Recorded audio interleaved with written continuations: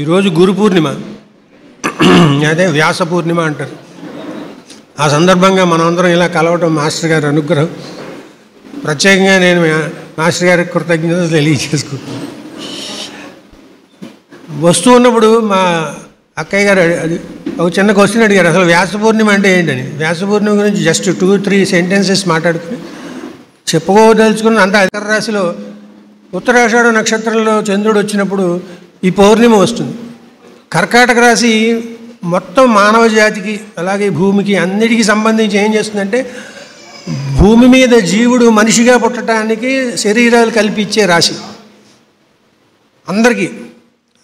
అంటే ఆధ్యాత్మికమైన జగత్తులోంచి భౌతిక జగత్తులోకి జీవుడు పడిపోవటం, అపరిమితత్వం నుంచి అంటే అనంతతత్వం నుంచి పరిమిత తత్వంలోకి దిగిపోవటం, ఇన్ఫినిట్ ఏదైతే ఉందో అనంతంగా ఉన్నది ఒక జీవుడిలాగా ఒక కాస్త శరీరంలోకి దిగి రావటం, అది కర్కాటక రాశి ప్రభావం వల్ల జరుగుతుంది.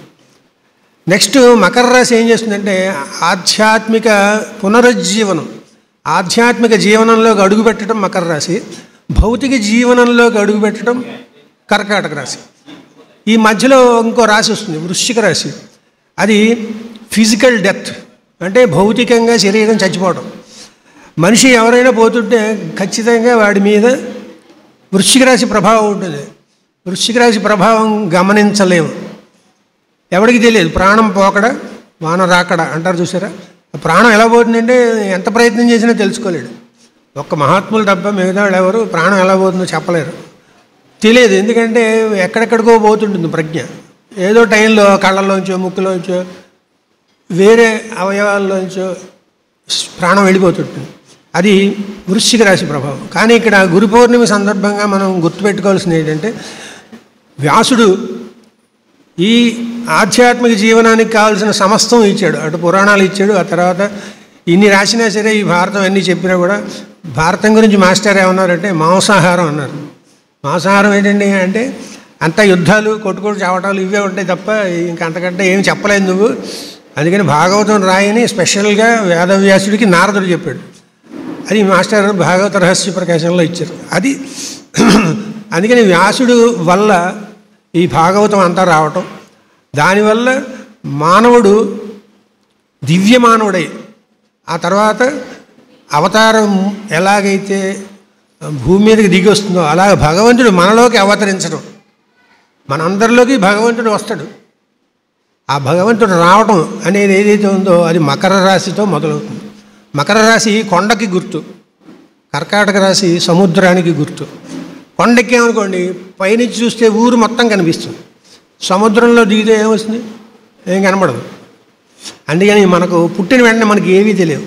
గురువు మన ఏం చేస్తాడంటే అలా కొండెక్కి పైనుంచి చూస్తే ఎక్కడి నుంచో చూస్తూ ఉంటే భూమి ఇంత చిన్న మొహం మీద పెట్టుకుని బొట్టులాగా కనిపిస్తుంది కదా, అలాగా మొత్తం అంతా సృష్టికి సంబంధించిన జ్ఞానం అంతా మకర రాశి ద్వారా మనకు వస్తుంది.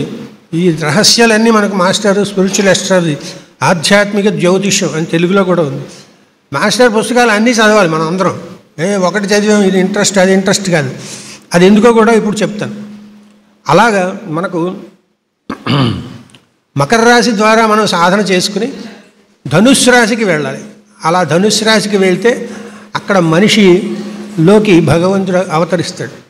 ఎలాగైతే మైత్రేయుడు ఎలాగైతే ఉద్ధవుడు వాళ్ళ హృదయంలో ఉండి నేనే చూస్తూ ఉంటాను అని చెప్పాడు కృష్ణుడు, అలాగా మనందరం కూడా ఒక ఉద్ధవుడిగా ఒక మైత్రేయుడిగా తీర్చిదిద్దటం అనే కార్యక్రమం జగద్గురు శ్రీకృష్ణుడిది. అలాంటి కార్యక్రమంలో వెళ్ళాలంటే మనం ఈ మకర రాశిని అలాగే ఇప్పుడు జరుగుతున్న గురు పౌర్ణమిని సాధనాపరంగా ఉపయోగించుకోవాలి. ఇది గురు పౌర్ణమికి సంబంధించిన ఫ్యూ సెంటెన్సెస్. అసలు గురువు అంటే మనం ఇక్కడ చూస్తున్నాం ఒక వ్యక్తి కాదు, ఈ ఆకారం కాదు, ఇలా ఆకారాలు కాదు, ఆకారంలోంచి వెలువడుతున్న వెలుగు. ఇప్పుడు ఎలాగైతే దీపం పెట్టానుకోండి ఆ బల్బు కాదు కదా, లోపల ఉన్న కరెంట్ అలాగైతే ఉందో అలాగా ఈ ఆకాశం అంతా మన చుట్టూ ఉన్న ఆకాశం అంతా బ్రహ్మాండమైన వెలుగుతో నిండి ఉంటుంది. ఎప్పుడన్నా చూసామంటే చూడలేం కాబట్టి అది నీలంగా కనిపిస్తుంది. ఆకాశం నీలంగా ఉండదు, సముద్రం నీళ్లు నీలంగా కనిపిస్తాయి. ఇలా చేతితో తీసుకున్నాం అనుకోండి నీలిరంగు నీళ్ళు ఏం చేతిలోకి రావు, మామూలు నీళ్ళే వస్తాయి. రామన్ ఎఫెక్ట్ అని చెప్పి ఆయనకి సివి రామన్కి నోబెల్ వచ్చింది కదా. ఆ కంటితో చూడలేని వెలుగు నీలి రంగులో కనిపిస్తుంది. అలాగే భగవంతుడు ఎప్పుడు నీలి రంగులో ఉంటాడు, నీల మేఘశ్యాముడు.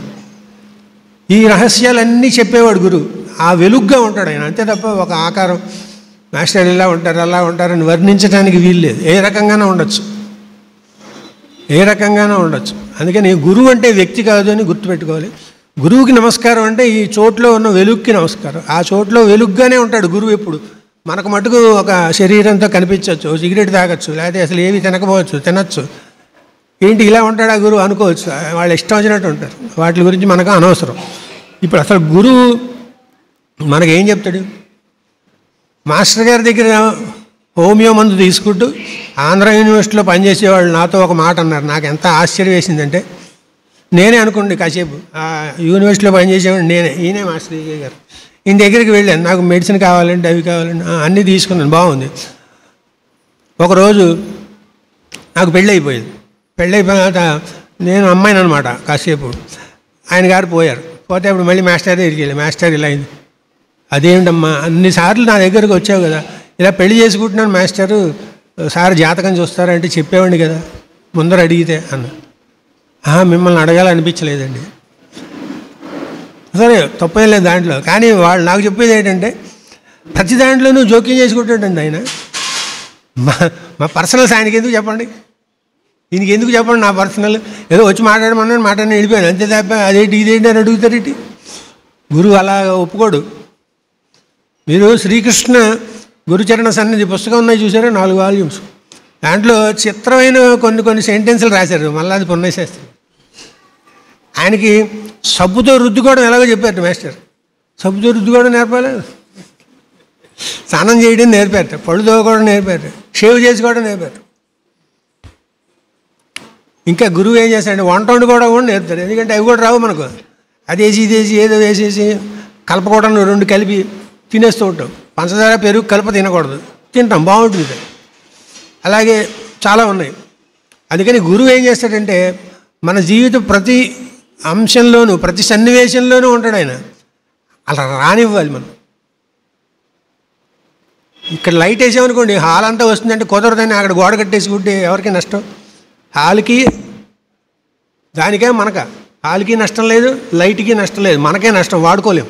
అలాగా గురువు ఏం చేస్తాడంటే మన మీద ఎంతో ప్రేమతోటి మన జీవితంలో ప్రతి అంశాన్ని స్పృశిస్తారు. మాస్టర్ సివి గారి చదువుతుంటే ద ఈథరిక్ బాడీ అంటే దీనిపైన దీనికి ఆధారమైన బాడీ ఒకటి ఉంటుంది, ఈథరిక్ బాడీ అంటాం, సూక్ష్మ శరీరం. అది ఎంత పటిష్టంగా ఉంటే అంత ఆరోగ్యంగా ఉంటాం మనం. కోవిడ్ వచ్చిందండి, నాకు భయం వేస్తుంది అంటే వెంటనే ఆ బాడీ ఏమవుతుందంటే ఇలా వణుకుతుంది. వణికి ఆ భయానికి చిన్న చిల్లు పడుతుంది, ఎక్కడో పడి ఆ దాంట్లోంచి కోవిడ్ వచ్చే పురుగు లోపల దూరుతుంది, అంతే కోవిడ్ వచ్చేస్తుంది. కోవిడ్ వచ్చినా ఏమవుతుంది మనకు, భయపడకుండా ఉండాలి. ఇవన్నీ నేర్పుతారు గురువు గారు. ఇది ఏం చెప్తారంటే చెప్పందంటూ ఉండదు, అది తెలుసుకోవాల్సింది. మాస్టర్ గారు గురు పూజలు ఎందుకు నిర్వహించేవారు, చాలా ఎక్స్ప్లెనేషన్స్ ఉన్నాయి. కానీ మాస్టర్ గారు చెప్పింది ఒకటి ఏంటంటే, నేనేం నేర్చుకున్నానో అది మీకు నేర్పడానికి పెట్టాను. కాబట్టి ఇక్కడికి వచ్చామనుకోండి, మనం ఇక్కడికి ఎందుకు వచ్చామంటే మాస్టర్ గారు ఏవి నేర్పారో అవన్నీ మనం నేర్చుకోవడానికి వచ్చాం. దానికి పేరు ఏంటంటే బ్రహ్మజ్ఞానం. బ్రహ్మజ్ఞానం అనేది బాధ్యతలను చెప్తుంది తప్ప ప్రివిలేజెస్ చెప్పదు. అంటే మాకు అవి ఉన్నాయి, హక్కులు ఉన్నాయి, హక్కులు కుదరదు. అందుకని ఇక్కడ ప్రతిదీ బాధ్యతగా చేయటం అనేది మాటిమాటికి చెప్తూ ఉంటారు. ఈ బ్రహ్మజ్ఞానమే ఉద్ధవుడికి చెప్పాడు శ్రీకృష్ణుడు, మైత్రేయుడికి చెప్పాడు. ఆ తర్వాత ఆయన విదురుడు తీసుకున్నాడు. అక్కడ చెప్పేటప్పుడు ఈ లోక శ్రేయస్సు కోసం ఎవరు పనిచేస్తారో వాళ్ళకే ఈ బ్రహ్మజ్ఞానం. మేము మాస్టర్కి అంతా సమర్పణ చేసేసుకున్నామండి, అంతా ఆయన ఇష్టం. అది ఒప్పుకోరు మాస్టర్. నువ్వు లోకశ్రేయస్సు కోసం పనిచేయి, నా పేరు తలుచుకో, నీకు ఆ విషయాలు విషయాల్లో సహాయం చేస్తాను, నీకు ఏవి రావో అన్నీ నేను చెప్తాను. మాస్టర్ చెప్పింది ఆశ్చర్యంగానే నేను చదువుకుంటున్నా రోజు. నీకు ఏవి రావో నన్ను అడుగు, నేను చెప్తా కదా. నేను నేర్చుకున్నవన్నీ అలాగే నేర్చుకున్నాను. నేను పెద్దగా చదువుకోలేదు, జస్ట్ బీకామ్. నాకు ఇంగ్లీష్ బాగా వచ్చింది, కాస్త పొగరు కూడా ఉంది. నిజంగా అలాగే పెద్ద అన్నీ ఇంగ్లీష్ చదువుకోగలను, ఎందుకంటే మాస్టర్ గారు అవి అర్థమయ్యేటట్టు చేస్తారు కాబట్టి. అలాగా గురువు ఏం చేస్తాడంటే మూకం కరోతి వాచాలం పంగుం లంఘయతే గిరిం.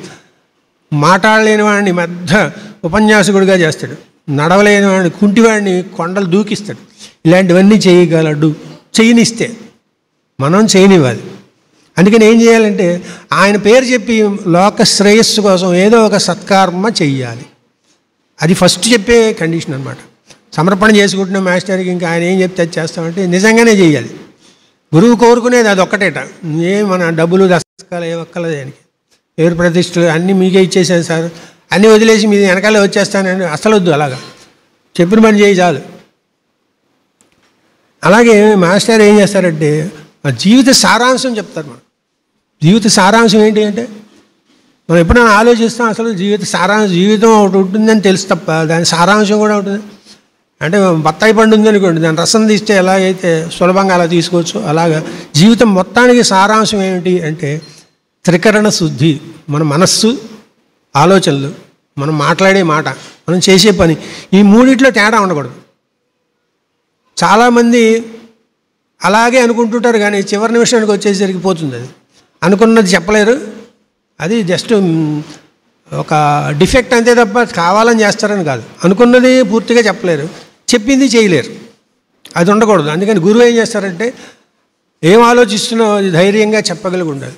ఏమి చెప్తున్నావో అది ధైర్యంగా చేయగలిగి ఉండాలి. ఒకసారి ఓ మినిస్టర్ మాస్టర్ గారికి ఏమన్నారంటే సాగి సూర్యనారాయణరాజు గారు, మీకు ఎంత కావాలో చెప్పండి, మా గవర్నమెంట్ చెప్పి ఫండ్స్ ఇప్పిస్తానన్నారు. మాస్టర్ ఏమన్నారంటే మీకు ఏం కావాలో చెప్పండి, మేము చేసి పెడతాం మీకు అన్నారు. గవర్నమెంట్కి మనం ఏం చేస్తాం కదా, చేయగలమా? గురువు దగ్గర ఉన్న విశేషం అది. నువ్వేదన్నా అడుగు, నేను ఇస్తా. అసలు విషయం ఏంటంటే మనకు అడగటం రాదు, అది మ్యాజిక్. అది కూడా చెప్తాడు, నువ్వు ఇలా అడగలరా బాబు అని నేర్పుతారు. గురువు అంటే మరి మన తీర్చిదిద్దడానికి వచ్చిన అవతారం, సాక్షాత్తు పరబ్రహ్మమే, సాక్షాత్తు శ్రీకృష్ణుడే, జగద్గురువే. ఆయన అందరిలోంచి పనిచేస్తుంటారు. మాస్టర్ సివి గారి వాగ్దానం అందరికీ తెలిసింది, నాకు నమస్కారం చేస్తే నా అంతటి వాడిని చేస్తాను మిమ్మల్ని. ఆయన ఇంకోటి కూడా చెప్పారు దాని పక్కనే, అది పట్టుకోం. అది మాస్టర్ గారు చెప్పారు కాబట్టి తెలుసు, అది కూడా లేకపోతే నాకు తెలియదు. నీకున్నదంతా ఇచ్చేయి, నీకు తెలిసిందంతా చెప్పు.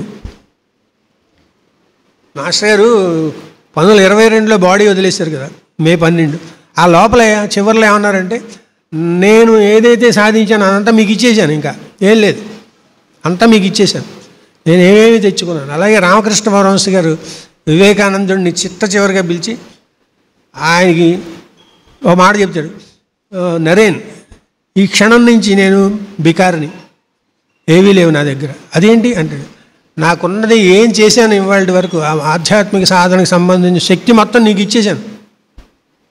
గురువు అలా చేస్తాడు, ఆయన ఏమి ఉంచుకోడు. అంటే ఆ శక్తి కూడా అక్కర్లేదా అంటే అక్కర్లేదు. అలా ఇచ్చేవాడే గురువు తప్ప తీసుకునేవాడు కాదు. అందుకని మాస్టర్ ఏమన్నారు, నువ్వు ఎవరికన్నా ఇస్తూ ఉంటే నువ్వు ఇంకొకటి భుజం మీద చెయ్యి చేస్తే నా చెయ్యి నీ భుజం మీద ఉంటుంది, అంతేగాని నువ్వు ఎవరు చెయ్యి చేసి అడక్కో. అది ప్రాక్టికల్గా అనుభవిస్తే దాంట్లో అందం ఏంటో తెలుస్తుంది. అలాగే జీవిత సారాంశం చెప్తూ మన మనస్సు అంటే ఆలోచనలు అవి ఎక్స్ప్రెస్ చేయడం, దాని తగ్గట్టు పని చేయడం, ఈ మూడు నేర్పుతారు. సేవాభావం అని ఊరికే లెక్చర్స్ కొట్టకుండా చేసి చూపించారు కదా. ఇవాళకి ఎన్నో లక్షల మంది హోమియో ద్వారా హాయిగా బతుకుతూ ఉన్నారు. అలాగే నెక్స్ట్ ఏం చేస్తారంటే మనకు ఆధ్యాత్మిక సాధన ఇస్తారు. అదేమో మామూలు ఫిజికల్ లైఫ్లో అంటే ఇక్కడ 2 లైఫ్స్ ఉంటాయని కాదు, ఒకటే లైఫ్, మన జీవితం అంతా ఒకటే, యోగ జీవనమే. దాంట్లో ఏం చేస్తారంటే మనం ఎంతోమందిని చూస్తూ ఉంటాం. ఇంట్లో రకరకాల బంధువులు, రకరకాల చుట్టరికాలు, లేకపోతే భార్య, భర్త, పిల్లలు, తల్లి, తండ్రి ఉంటాం కదా. ఈ బంధువుల మీద నుంచి ప్రేమ, బంధువులలో వసిస్తున్న వాడి మీద పెట్టు నీ దృష్టి. వాళ్ళు కూడా భగవత్ స్వరూపులే అని నిజంగా గుర్తుంచుకో. మనం చేసేది ఏంటంటే మర్చిపోతూ ఉంటాం. ఆ మర్చిపోవడం వల్ల వచ్చిన బాధ ఇదంతా. ఎక్కువ సాధన అంతా కూడా గుర్తు తెచ్చుకోవడంతోనే సరిపోతుంది. గుర్తు తెచ్చుకోవడం అంటే స్మృతిర్లబ్ధ్వ అంటాడు అర్జునుడు. 18 అధ్యాయాలు అయిపోయిందా చివర నష్టో మోహ స్మృతిర్లబ్ధ్వ అంటాడు. నా మోహం పోయింది, నాకు గుర్తొచ్చింది. ఏంటి గుర్తొచ్చింది? నేను యుద్ధం చేయాలి, నేను నువ్వు నరనారాయణులు మనం ఇద్దరు అని. అలా గుర్తొచ్చేటట్టు చేస్తాడు గురువు. ఇన్ని సంబంధాల్లో మనం దాంట్లోంచి ఎలాగ సాధన చేసుకొని ముందరికి వెళ్ళాలి అంటే సముద్రంలో దిగామనుకోండి, దిగితే చిన్న పడవతోటి ఎలా వెళ్తామంటే పడవ వెళ్తూ ఉంటే వెళ్ళిపోతాం అంతే తప్ప ఆ పడవ అక్కడే ఉంటే వెళ్ళం, పడవ మునిగిపోయే బరువు పెట్టుకుంటే వెళ్ళం. కాబట్టి ఎలాగ జీవితాన్ని ప్రతి సన్నివేశంలో గడపాలో ప్రాక్టికల్గా మనకు చెప్తారు. అలాంటి ట్రైనింగ్ ఇవ్వాలంటే దానికి వేదికగా గురు పూజలు చెప్పారు. ఇక్కడ జరుగుతున్న కార్యక్రమాలన్నీ ఎలా జరుగుతున్నాయి, ఎవరిని ఎలాగా ఒకరితో ఒకళ్ళు ఎలా వ్యవహరిస్తున్నారు, ఇవన్నీ గమనించి వాసుదేవోపాసన చేసుకోవాలి.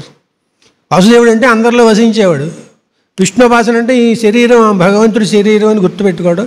కానీ వాసుదేవోపాసన కష్టం, ఎందుకంటే కోపతాపాలు రావడానికి నన్ను ఇలా అంటావా, ఇలాగ నన్ను చూస్తే వీడికి పడదండి, ఇలాంటివి ఉంటాయి చూసారా, అలాంటివన్నీ ఇక్కడికి వచ్చితే కానీ పోవు.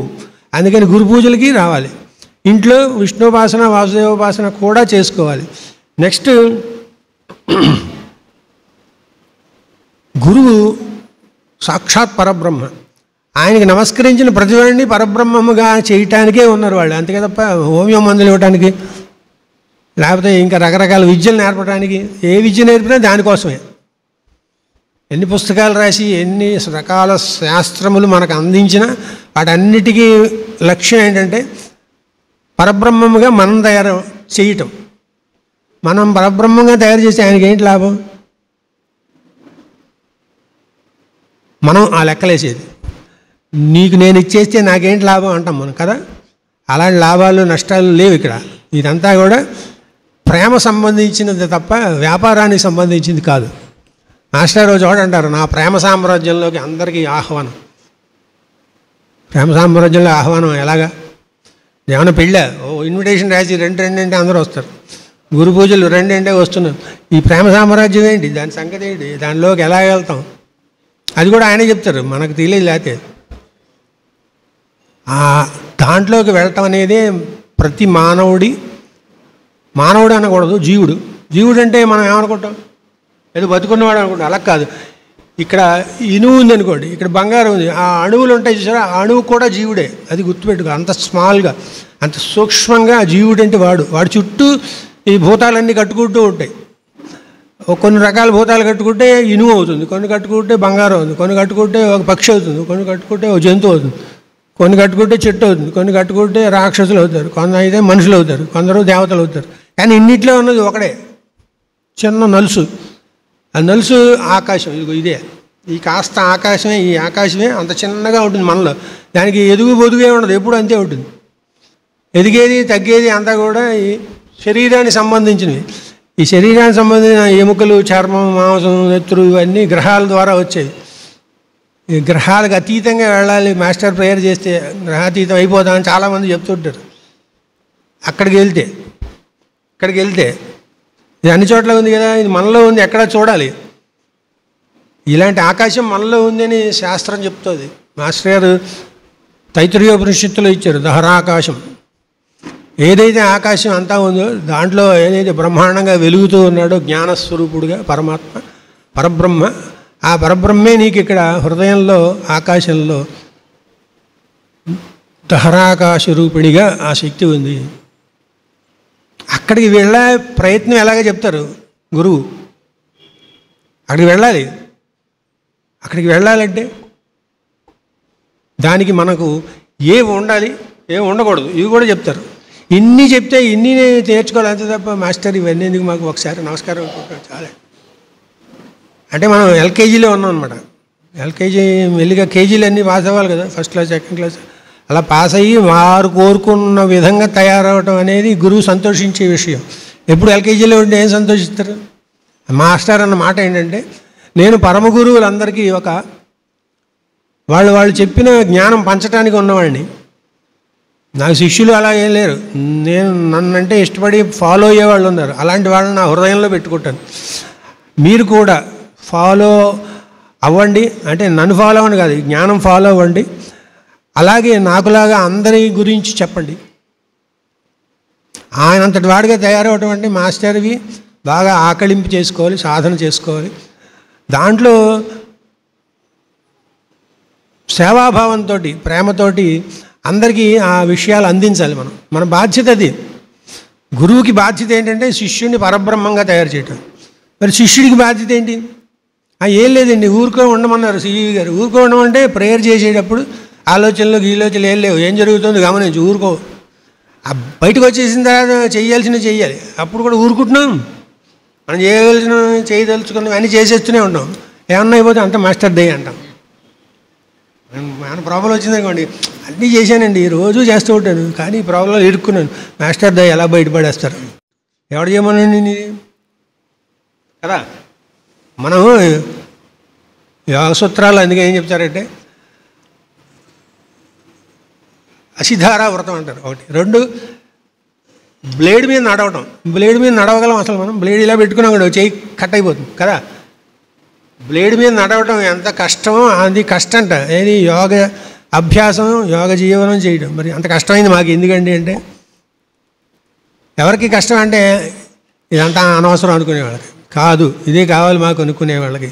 అందుకని మాస్టర్ గారు ఏం చెప్పారంటే, ఈ దివ్య జ్ఞానం ఏదైతే ఉందో, థియాసఫీ అంటాం ఇంగ్లీష్లో, ఈ థియాసఫీ అనేది ఎవరికి పడితే వాళ్ళకి చెప్పడానికి సిద్ధంగా ఉన్నా, ఎవరైతే బాధ్యతగా నిర్వర్తిస్తారో వాళ్ళకే తెలుస్తుంది, వాళ్ళకే అందుతుంది. వాళ్ళు అది తెలుసుకుని 10 మందికి చెప్పాలి. అది గురువు కోరుకునేది. అది ఆధ్యాత్మిక సాధన. అలా ఇస్తారు. అలాగే మనకు ఎన్నో చిక్కులు ఉంటాయి, దుఃఖాలు ఉంటాయి, కష్టాలు ఉంటాయి, ఇవన్నీ ఉంటాయి. వీటిలోంచి ఎలా బయటపడాలి? అది ప్రశ్నే కదా అందరికీ. ఆ ప్రశ్న అలా రావడానికి ఏంటి కారణం చెప్తారు. ఈ సంకల్పమే కారణం. సంకల్పం కారణం అవుతుందా? మనకు ఏదన్నా ఒక ఇబ్బంది వచ్చింది అనుకోండి, దాని గురించి జాగ్రత్తగా ఆలోచించుకుంటే ఆరిజిన్ వరకు వెళ్ళగలం. ఓహో ఇదే నా తప్పు అని తెలుస్తుంది. వెంటనే ప్రాబ్లం సాల్వ్ అయిపోతుంది. చిన్న ఎగ్జాంపుల్ చెప్తా. ఒకసారి ఒక ఆయన అసలు ఇలా ముడవలేకపోతున్నారు, వేళ్ళు ముడవలేకపోతున్నారు, నొప్పి. మీరు హోమియో మందు ఇస్తారట కదా, మందు ఇస్తారని.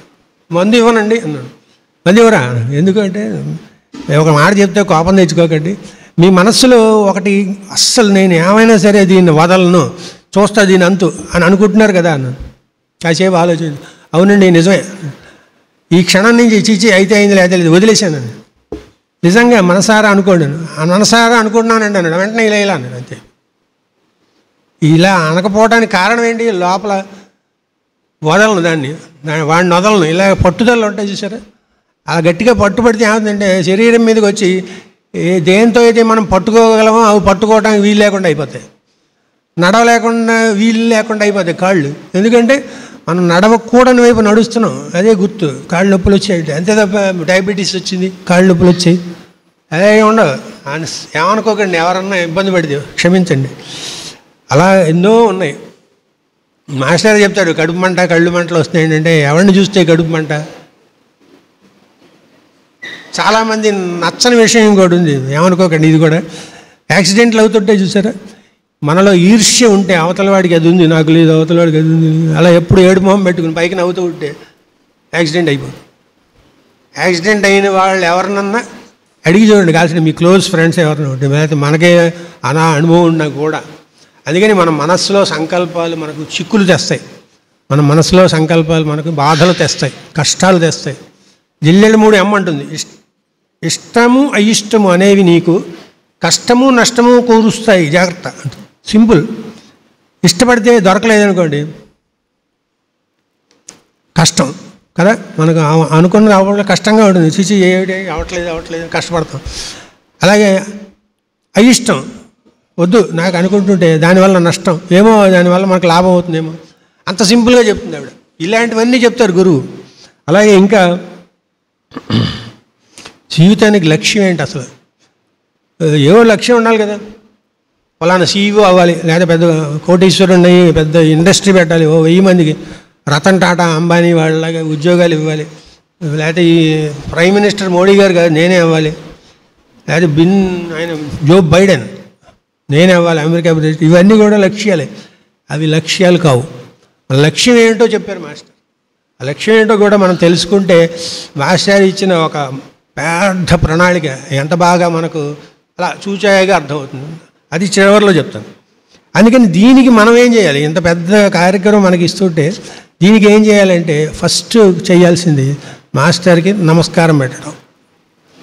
మామూలుగా ఇప్పుడు గురు బ్రహ్మ ఈ శ్లోకాలు చదివానుకోండి, మాస్టర్ దాంట్లో ఉన్నాం కాబట్టి గురు బ్రహ్మ గురు విష్ణు అని నమస్కారం పెడతాం. ఆ నమస్కారం అనేది మనల్ని తీర్చిదిద్దటానికి, గురువుకి మనం ఆయన దగ్గరికి వెళ్ళటానికి వారే మనకి ఇచ్చిన ఒక తాళం చెవి అనమాట. ఈ తలుపు తాళాలు వేసేసాం అనుకోండి, తలుపు తెరవాలంటే ఏం చేయాలి? తాళం చెవి ఉండాలి మన దగ్గర. అలాగే ఈ బ్రహ్మజ్ఞానంలోకి మనం ప్రవేశించాలన్నా, మనం అందరం కూడా బ్రహ్మత్వ స్థితి పొందాలన్నా, గురువు మనకు వచ్చి సహాయం చేయాలన్నా, మన మీద ప్రేమతో ఆయన ఒక్కటే ఇచ్చారు. దీంట్లో కష్టమే ఉంది, ఇలా అంటమే కదా, నమస్కారం, సింపుల్. కానీ ఏం చెప్పారు? నువ్వు అందరిలో ఉన్నవాడికి నమస్కారం చేయి, అందరిలో ఉన్నవాడికి నమస్కారం చేయి. ఆయన ఒక్కరికి చేస్తామండి, మేము అందరికీ చేయం, ఎందుకంటే వేస్ట్. అందుకని వేస్ట్ గీస్ట్ అనకూడదు, అందరిలో ఆయన్ని చూడటం నేర్చుకోవాలి.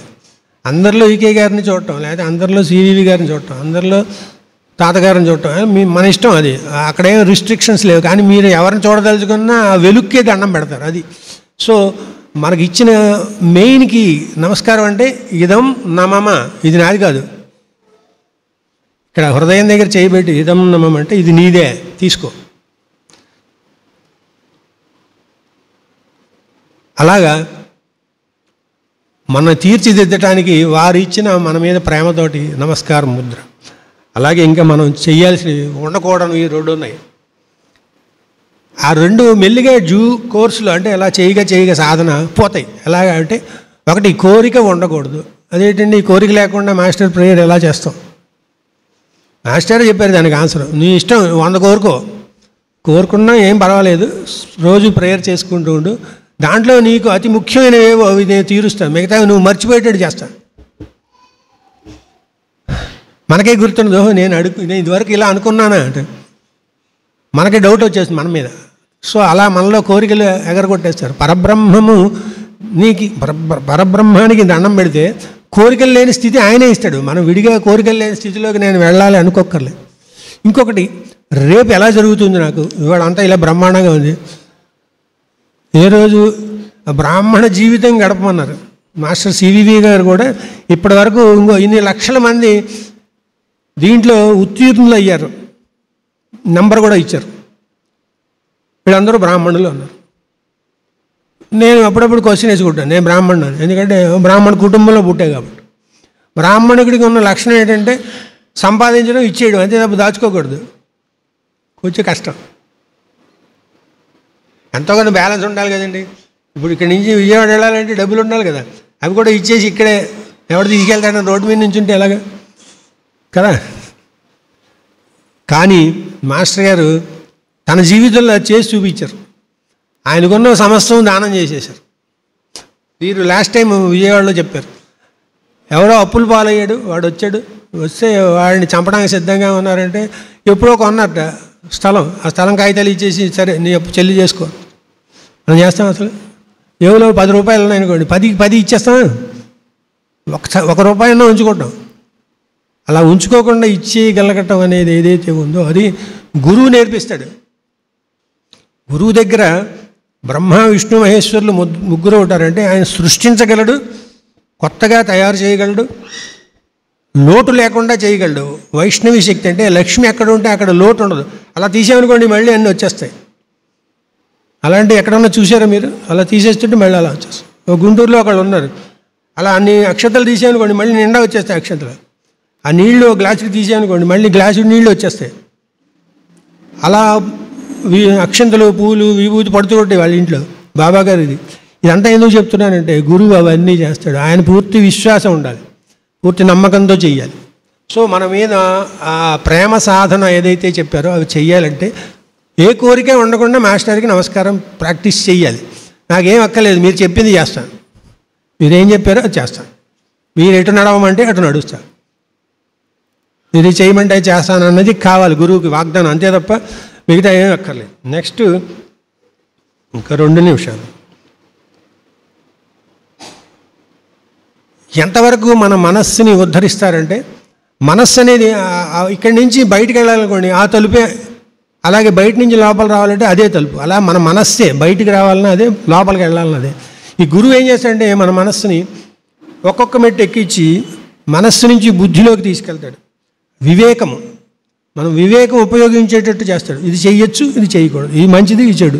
ఆ నెక్స్ట్ అక్కడి నుంచి ఏం చేస్తారంటే ఈ విశ్వం అంతా ఒకటే చైతన్యం ఉంది, ఈ అంత కరెంట్ ఒకటే అన్నిట్లోంచి పనిచేస్తున్నట్టుగా అంత ఒకటే చైతన్యం అన్నిట్లోంచి పనిచేస్తుంది అనే దాని దగ్గరికి తీసుకెళ్తారు.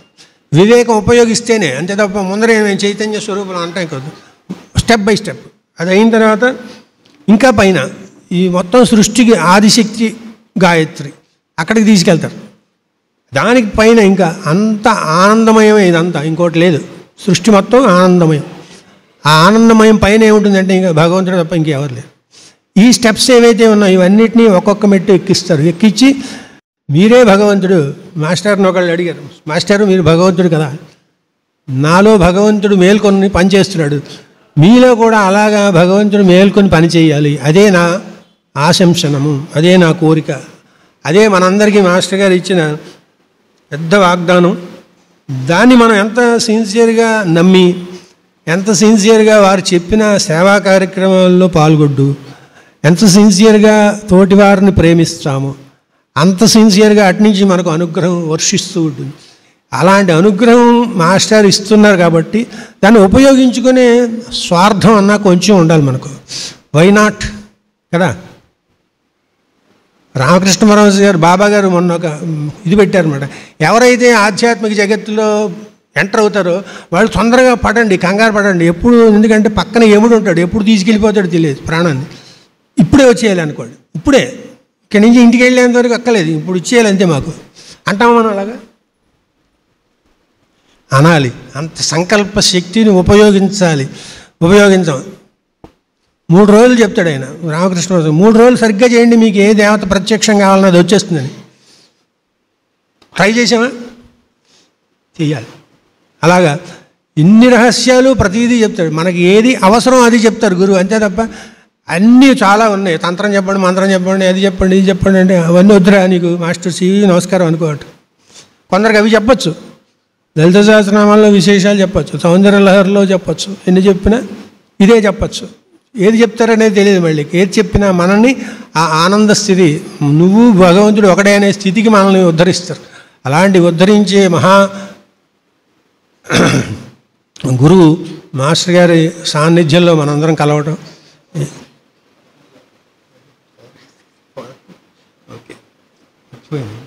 అందుకని మనకు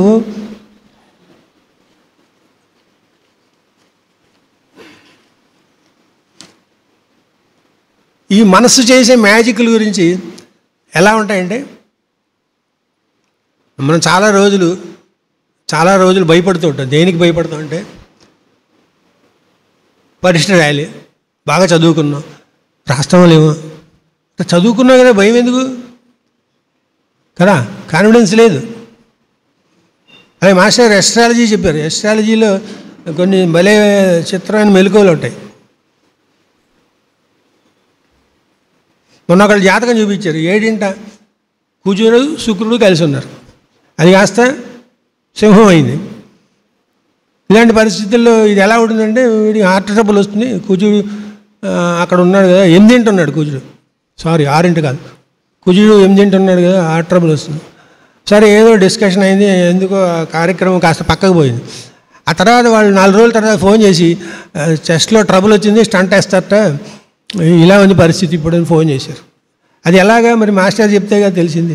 ఇవి ఎందుకు తెలుసుకోవాలి అంటే, మనం ఏమేమి చేసామో దానికి తగ్గట్టు గ్రహాలు ఆయా స్థితుల్లో ఆయా రాసుల్లో ఉంటాయి. మనం ఎవరితో సరిగ్గా మాట్లాడలేదనుకోండి, అవతలాన్ని మాట్లాడనివ్వకుండా ఉక్కిరి బిక్కిరి చేసేసామనుకోండి, వాడు శని 2 ఉంటాడు. వాడికి శని 2 అంటుంటారు చూసారు, పలకలేరు పాపం, నత్తి వస్తుంది. లేకపోతే ఒక వర్డ్ మాట్లాడాలంటే చాలాసేపు అనుకుంటే కానీ బయటికి రాదు మాట, అలాంటి పరిస్థితి వస్తుంది. అంటే నువ్వు క్రితం జన్మలో ఏం చేసావు, నీ వాక్కుని ఇష్టం వచ్చినట్టు వాడి అవతల చెవులు చావగొట్టావు అనమాట, ఎక్కువ చెప్పేసేసి బాధ పెట్టావు అనమాట. అలాగే 2 కుజుడు ఉన్నవాడు పాట పాడితే అందరు లేచి వెళ్ళిపోతారు, హాలు ఖాళీ, ఏం చేయక్కలేదు, అందరూ వెళ్ళిపోవాలనుకోండి, అక్కడ కూర్చొని అంటే చాలు. ఎందుకంటే కుజుడు ఎక్కడుంటే ఆ రాశి చెడిపోతుంది. కుజుడు ఏ రాశిలో ఉంటే ఆ రాశి చెడిపోతుంది. కుజుడు 2 ఉంటే వాక్ స్థానం చెడిపోతుంది, ధనస్థానం చెడిపోతుంది. కోటీశ్వరులు అనుకోండి, రెండింట కుజుడున్న అమ్మాయిని పెళ్లి చేసుకుంటే కనుక వీడి కోట్లన్నీ కాస్త లక్షలు అయిపోతాయి, లక్షలు కాస్త వేలు అయిపోతాయి, వేలు కాస్త 0 అయిపోతాయి. అలాంటి వాళ్ళని చూశాను నేను ప్రాక్టికల్గా. ఇవన్నీ మాస్టర్ చెప్పారు. ఎందుకు చెప్పారంటారు? జ్యోతిష్యం అలా ఎందుకు చెప్పాలి మనకు? అలాగే గురువు ఎక్కడున్నా కూడా రక్షిస్తాడు. మామూలు అస్ట్రాలజీ ప్రకారం ఏంటంటే గురువు అష్టమాధిపతి, అబ్బో ఈయనకి కూడా శాంతి చేయించాలని అంటారు. అలా ఏం అక్కర్లేదు. గురువు ప్రొటెక్ట్ చేస్తాడు, ఎక్కడున్నా ప్రొటెక్ట్ చేస్తాడు. అలాగే కుజుడు ఒకటింట అంటే ఫస్ట్ లగ్నంలో ఉన్నాడు అనుకోండి, తలకి దెబ్బలు తగలచ్చు. ఇక్కడ వరకు అంటే ముక్కు వరకు మేషరాశి చెప్తుంది. దాంట్లో ఎక్కడున్నా ఒకటిలో ఉన్న తలకి దెబ్బలు తగలటం, కంటికి దెబ్బలు తగలటం, ఆపరేషన్ అవ్వటం ఇలాంటివి ఉంటాయి. అంటే వాడు ఏం చేశాడంటే ఆ పర్టిక్యులర్ దాంతో సమాజాన్ని ఇబ్బంది పెట్టాడు. శని 10 ఉంటే ఉన్న ఆస్తి అంతా వెళ్ళిపోతుంది. సన్యాస జీవితం అంటాం చూసారు. అంటే మనం ఇంకొకటి ఆస్తి అంతా లాగేసుకున్నాం అనమాట క్రితం జన్మల్లో. అందుకని ఇప్పుడు శని వచ్చి మన 10 ఉన్నాడు. 10 ఉంటే అన్నీ మెల్లిమెల్లి ఒక్కొక్కటి వెళ్ళిపోతాయి. ఇలాంటివన్నీ ఎందుకు చెప్పారు అంటే ఆయా సందర్భాల్లో మనం ఎలాంటి సంకల్పం తీసుకోవాలి, ఎలాంటి నడవడిక ఉండాలి, ఎలాంటి పనులు చేయాలి అలా గైడ్ చేయటానికి, అంతే తప్ప భయపెట్టడానికి కాదు. ఇలా ఫలానా శాంతి చేసుకుంటే ఫలానా వస్తుంది అని. తర్వాత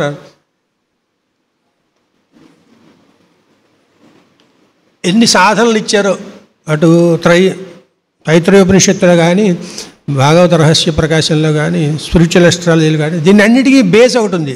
ఎలాగైతే ఇల్లు కట్టాలి పునాది ఉందో అలా పునాది ఏమిటి, అది పునాది లేదనుకోండి ఇవన్నీ చదువుకోవడమే తప్ప ఏం రాదు. నిర్మలమైన మనస్సు.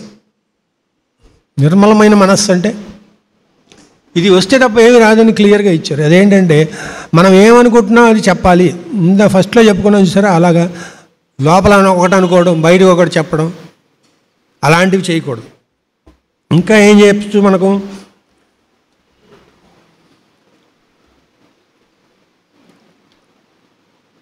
ఈ నిర్మలమైన మనస్సు రావాలంటే మనం వాడాల్సింది ఏంటంటే వివేకము, అలాగే భగవంతుడిని దర్శించాలి అన్న శ్రద్ధ, అది ఫస్ట్ ఉండాలి. అది ఉంటే అన్నీ వెనకాలే వస్తాయి అన్నమాట. అలాగే మనకు ఇంద్రియాల మీద కంట్రోల్ ఉండాలి. అంటే ఒకటి చూడకూడదు అనుకోండి, అంతే చూడం. ఒకటి తినకూడదు అనుకోండి, ఇంక తినం. అంతే తప్ప తినాలని మనసులో పీకడం అలాంటివి ఉండకూడదు. శమధమాదులు అంటాం. అది శమధమాదులు 2 ఉండాలి. నెక్స్ట్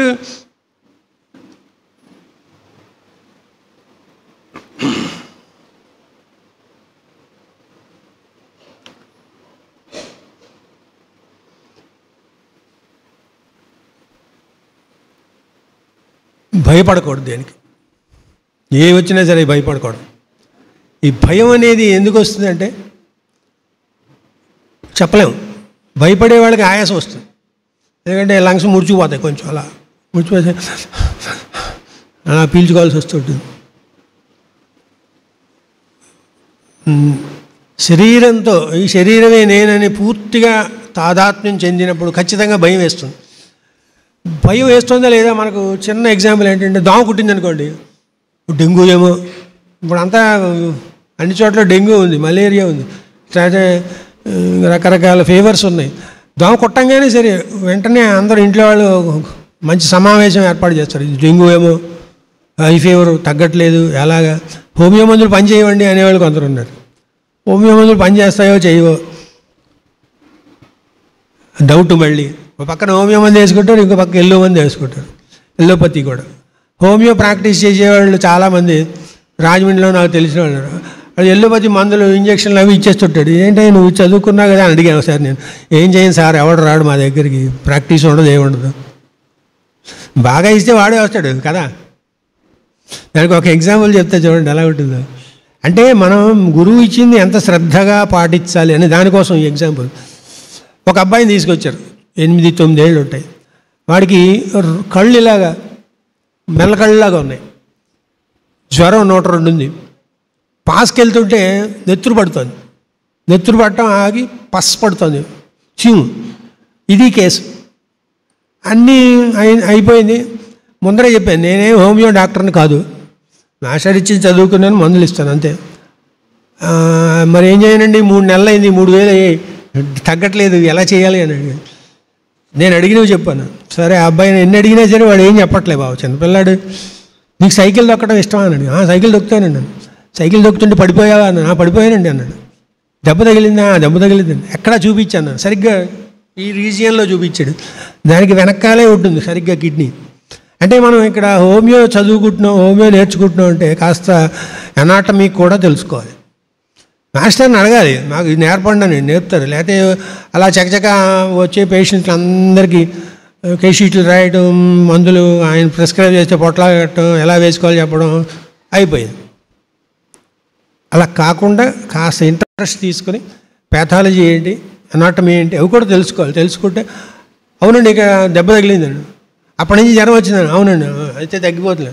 ఆవిడికి చెప్పాను, మా తల్లికి, నేను మందు ఇస్తాను ఇప్పుడు, మళ్ళీ జ్వరం వస్తుంది కంగారు పడకు, అలా వచ్చేలా తగ్గిపోతుంది ఆ మరుసటి రోజు తీసుకురాను. మందు ఇచ్చి వెళ్ళి పంపిస్తే జ్వరం వచ్చింది. ఆవిడ భయపడిపోయి తీసుకొచ్చింది. నేను బ్యాంక్ వెళ్ళిపోయాను, ఇక్కడ కూర్చున్నాడు హోమియో డాక్టర్, అతను ఇంజక్షన్ చేసాడు. ఇంజక్షన్ చేస్తే మళ్ళీ జ్వరం తగ్గిపోయింది, కానీ ఆ ప్రాబ్లం అలాగే ఉంది. మళ్ళీ వచ్చింది, ఆవిడ బ్యాంక్ వచ్చింది, ఇలా అయిందండి. నేను సరే నేను వస్తా కదా అని చూసి మందు ఇచ్చి అప్పుడు ఆవిడ చెప్పా, ఇంకా ఎల్లోపతి వేసుకోకు తగ్గిపోతుంది, ఆర్నికే ఇచ్చేయండి. వెంటనే కళ్ళు మామూలు అయిపోయాయి, ఇలా దగ్గరికి వచ్చిన కళ్ళు మామూలు అయిపోయాయి, పస్ పట్టం కానీ నెత్తురు కావడం, జ్వరం తగ్గిపోయాయి, అన్నీ బాగున్నాయి. 3,000 ఖర్చు పెట్టాను సార్, 2 డోసుల్లో తగ్గిపోయింది. ఇదంతా ఎందుకు? మాస్టర్ ఇచ్చిన భిక్ష. ఎంత సంతోషించింది ఆవిడ. మాస్టర్ అందుకని ఏమన్నారంటే, హోమియో ప్రకారం మీరు సేవ చేస్తుంటే వచ్చినవాడు భగవత్ స్వరూపులు అనుకోండి, వాళ్ళకి ఆనందం కలిగించండి. ఆ ఆనందం కలిగించడంలోనే మీకు ఆనందం. ఎవరైతే ఏ రోగంతో వస్తున్నారో అలాంటి రోగం మీకు రాకుండా ఉంటుంది. ట్రీట్ చేయండి సరిగ్గా, అప్పుడు మీకు రాదు. అందుకని ఒంట్లో బాగలేని వాళ్ళని డిస్పెన్సరీలో పెట్టేవారు మాస్టర్. అప్పుడు ఏమైంది, వాళ్ళకి ఆ రోగాలు ఆటోమేటిక్గా తగ్గిపోయేవి, విడిగా మందులు వేసుకోకుండా. ఇలాగ ట్రైనింగ్ ఇస్తారు మాస్టర్. ఇదంతా కూడా మన మీద ప్రేమతోటి ఎక్కడికి తీసుకెళ్ళటానికి, ఆయన ఆనంద సామ్రాజ్యంలో అడుగుపెట్టడానికి మనకు అర్హత కల్పిస్తున్నారు. దానికి మనం సిద్ధంగా ఉండాలి. అంతే కొన్ని నేర్చుకోం అక్కలేదు. ఏం చెప్తే నేర్చుకుంటాను రెడీగా ఉండాలి. ఒకసారి ఒకళ్ళు అడిగారు, ఎంతమంది ఇన్ని లెక్చర్లు ఇస్తారు కదా, ఎన్ని చోట్ల తిరుగుతారు, 1000 మంది వస్తారు కదా, ఎంతమంది దొరికారు సార్ మీకు అని గట్ట. మేము వెతుక్కుంటూ ఉంటాం అలాగా, ఎవరు దొరుకుతాడని అన్నది ఈయన. అందుకని నేను మాస్టర్ ఈకే గారు ఏమన్నారంటే, నేను సిద్ధంగా ఉన్నాను, నా గురువు నా దగ్గరికి వచ్చి నన్ను ఆయన తీసుకున్నారు, నాకు ట్రైనింగ్ ఇచ్చారు. అలాగే మనం సిద్ధంగా ఉంటే గురువే మన దగ్గరికి వస్తారు తప్ప మనం పరిగెట్టక్కలేదు. కానీ ఇక్కడ మటుకు చెప్పుకోవాల్సింది ఏంటంటే, మనం కాస్త ఆ లైన్లో ఉన్నాం కాబట్టి, మాస్టర్ మన మీద అనుగ్రహంతో ఉన్నారు కాబట్టి, మనం ఫాలో అవ్వడానికి సిద్ధంగా ఉన్నాం కాబట్టి, అంతటితో ఆగకుండా ఇంకా శ్రద్ధగా ఆయన ఎలా కోరుకుంటున్నారో నేను అలా అవ్వాలి అని ఒక సంకల్పం తీసుకోవాలి. ఆ సంకల్పమే మన జీవితాలని మారుస్తుంది. అలాంటి సంకల్పమే ప్రేమ. సంకల్పం అంటే మొండితనం కాదు, అది చాలా ప్రేమతత్వంతో కూడుకున్న నిర్ణయం అని చెప్పారు మాస్టర్. సో అలాంటి ప్రేమతత్వంతో కూడుకున్న నిర్ణయం మనందరి జీవితాలను వెలిగించాలి. మాస్టర్ గారు ఏదైతే చెప్పారో ఆ సత్యం పరం ధీమహి, సత్యం పరం ధీమహి, ఇది మొత్తం భాగవతం అంతా ఇదే. అలాగే ఎవరు ఏ కార్యక్రమాలు చేసిన భూమి మీద అదంతా భాగవతంలో ఉన్న జగద్గురు శ్రీకృష్ణుడు ఇచ్చిన ప్రణాళిక అని చెప్పారు మాస్టర్. మనకు మాస్టర్ ప్రణాళిక అర్థం కావాలనుకోండి, భాగవతం చదువుకోవాలి. భాగవతంలో సాక్షాత్తు శ్రీకృష్ణుడు నేను ఉంటాను అని చెప్పాడు. మాస్టర్ కూడా అదే చెప్పారు. ఎక్కడెక్కడ భాగవత రహస్య ప్రకాశం చదువుతారు అక్కడ నేను ఉంటానన్నారు. అంటే అక్కడ శ్రీకృష్ణుడు చెప్పిన దానికి ఇక్కడ మాస్టర్ చెప్పిన దానికి అలా చదువుకున్నాం అనుకోండి, ఏమర్థమవుతుంది? శ్రీకృష్ణుడు భాగవతంలో ఉంటాడు, వీకే మాస్టర్ కూడా భాగవతంలో ఉంటాడు, ఇద్దరు ఒకటే కదా. అలాగా మాస్టర్ ఫిజికల్గా మా దగ్గర లేరు, లేకపోతే ఇదివరకు ఎప్పుడో ఉన్నారు, మేము చూడలేదు, ఇలాంటివి ఏం అక్కర్లేదు. నన్ను మనసారా మైత్రేయ అని 3 సార్లు తలుచుకోండి. మాస్టర్ గారు పలుకుతాను అని చెప్పారు. ఓం మైత్రేయాయ నమః అని 3 సార్లు అనుకుంటే ఖచ్చితంగా మాస్టర్ గారి గైడెన్స్ మనకు వస్తుంది. వాళ్ళు ఒకటే మాట చెప్పారు, దాంతో ముగిస్తారు. నా అవసరం ఉంటే నిజంగా మీకు కనిపిస్తాను, మీతో నడుస్తాను, మీకు గైడ్ చేస్తాను. అవి మీ అవసరం బట్టి, మీరు అడిగిన దాన్ని బట్టి, ఆ డెప్త్ బట్టి. ఊరికే షాలోగా పైన ఉన్నాడా లేదా అలా కుదరదు. అందుకని మనం చిక్కు పరిస్థితుల్లో ఉన్నాం అనుకోండి, రక్షించాలంటే అప్పుడు నిజంగా అవసరం అయితే వచ్చి మాట్లాడి వెళ్తారు. అదర్వైజ్ మనకు సూచన ఇస్తారు. ఇవన్నీ దృష్టిలో పెట్టుకొని మన జీవితం ఇంకా సాధనామయంగా, సేవామయంగా, ప్రేమమయంగా అవ్వాలని మాస్టర్ గారిని వేడుకుంటూ ఈ అవకాశం ప్రసాదించిన మాస్టర్ గారికి నమస్కరిస్తూ, స్వస్తి ప్రజాభ్య పరిపాలయంతాం న్యాయేణ మార్గేణ మహిం మహిష గో బ్రాహ్మణేభ్య శుభమస్తు నిత్యం. లోకా సమస్తా సుఖినో భవంతు. లోకా సమస్తా సుఖినో భవంతు. లోకా సమస్తా సుఖినో భవంతు. ఓం శాంతి శాంతి శాంతి. వాసుదేవ.